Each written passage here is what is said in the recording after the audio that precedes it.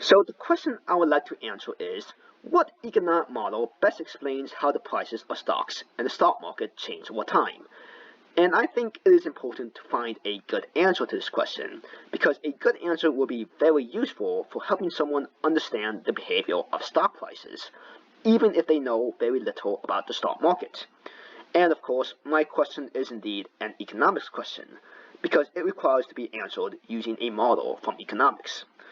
Now, first, remember that stocks just simply represent ownership in a company.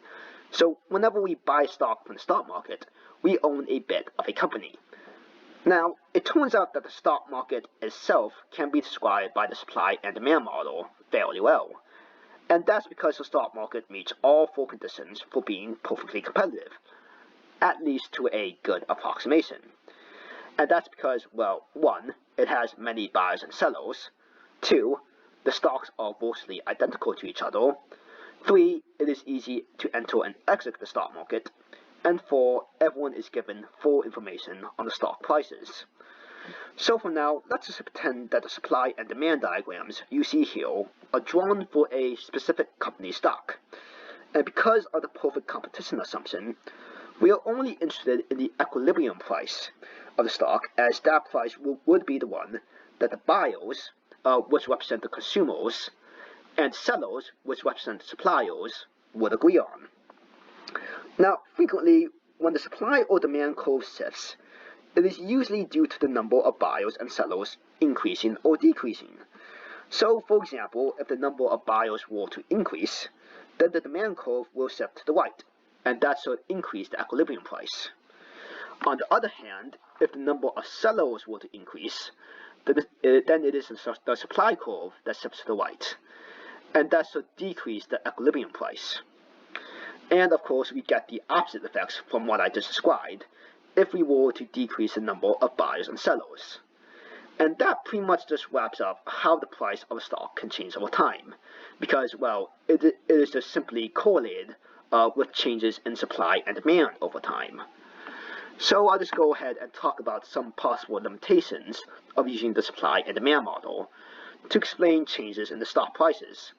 And I would like to specifically address the assumption of perfect competition. Now, while there is plenty of empirical data to suggest that the stock market is perfectly competitive to a good approximation, it turns out that it does not exactly fit the image of the assumption that stocks are identical to each other. And that is because there are two types of stocks that can be sold: common stocks and preferred stocks.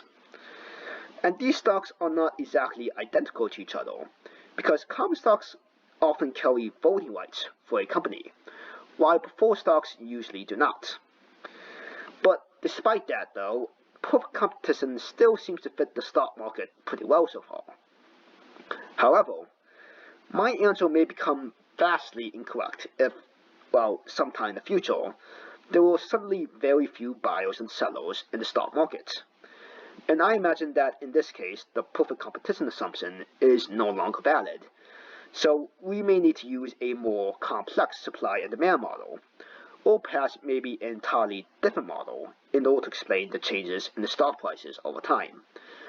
But as long as that doesn't happen, I believe I can be fairly confident that the perfect competition assumption will fit the stock market pretty well for a long time.